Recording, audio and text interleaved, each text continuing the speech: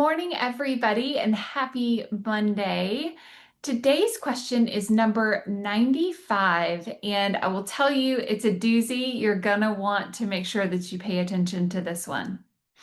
The question is, how well do AI tools catch fraud? All right, there's a couple of layers to this question that we're going to dig into. The first layer being just kind of a general question around, well, how well do our fraud tools work? We know we've had software in the industry for years that has helped us to detect fraud by taking kind of source data in credit bureaus and then comparing it to our loan origination data and helping us to find discrepancies that might indicate fraud. There is, however, a question in this that really hones in on the AI component. So I want to make sure we touch on that together today. And I'm going to talk about it in two different layers. The first being there are some tools out there that can help us to detect fraud in our loan files. If you think about what processors and underwriters do a lot, they're kind of stuck in this kind of standard stare and compare part of their job where they're taking a pay stub and a W-2 and a bank statement, and they're making sure that everything just matches perfectly, and then noting any discrepancies in that. That can be a great way to detect fraud, obviously. AI-driven OCR solutions can also do that. So if you've not invested in any of those or checked them out, I would highly recommend it. There is another layer to this question, though, that I want to make sure that we touch on, and it's a little bit scary. So I want to start with just a scenario for everybody. Look, we all know there is a black market that has lots of personal data on lots of people. And when we think about that black market of all this personal data that fraudsters can buy, and we kind of pair that with their ability to leverage AI, specifically generative AI, right? We have not only the data where we might know all of the personal details about somebody, where they work, where they bank, how much money they make, all of those sort of things.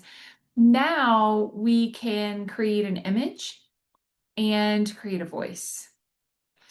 So we have the ability of creating this whole identity for a person that our industry is really never seen before. We've had people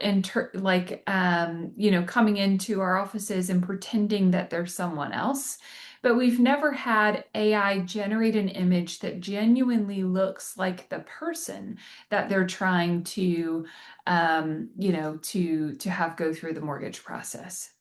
So when we think about things like that, there's a couple of things to just kind of have some awareness of. Number one, I did some research on this. In financial related fraud, 40% of that is reportedly AI driven right now.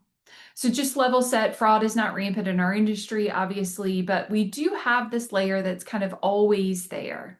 So of the fraud that is kind of naturally in our space, 40% of that has some sort of AI-driven component.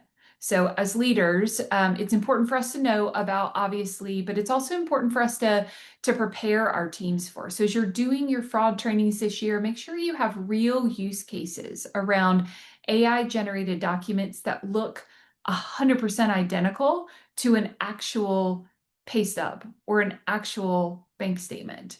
So just have some awareness around that. The other thing I'd like to suggest for everybody is actually a really simple solution.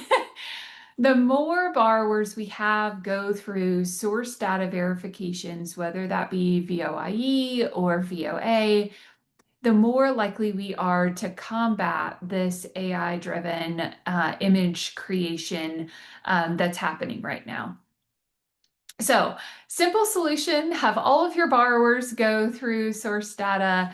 I know that's easier said than done, but it is a fantastic way to look at this problem that's in front of us. The other thing you can look at is there are some AI companies that are putting watermarks on their AI images.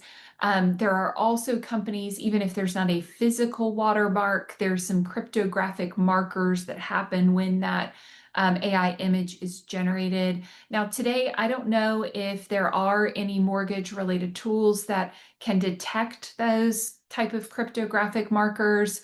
But just be aware that that is out there. It's not universal yet by any stretch of the means, but it is out there, and hopefully we'll have some solutions for that for our industry. But in the meantime, remember, source data.